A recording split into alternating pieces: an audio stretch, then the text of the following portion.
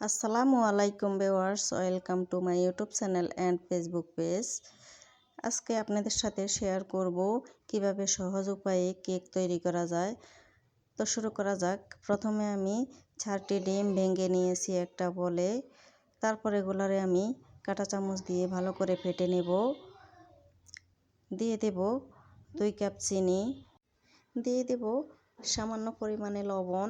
আপনারা চাইলে লবণটা স্কিপ করতে পারেন।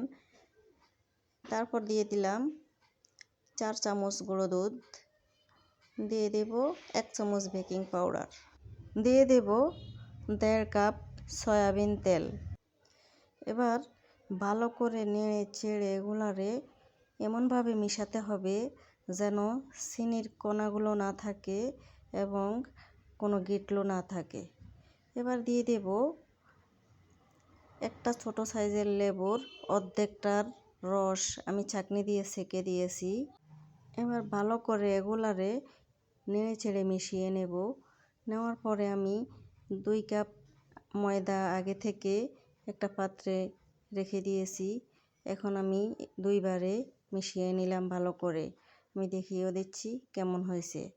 আপনারা আমার চ্যানেলটা সাবস্ক্রাইব করে দিয়ে লাইক কমেন্ট শেয়ার করে পাশে থাকবেন। আমার ডো করা হয়ে গেছে। এবার আমি কেকের মোলে দিয়ে দিচ্ছি তেল ব্রাশ করে।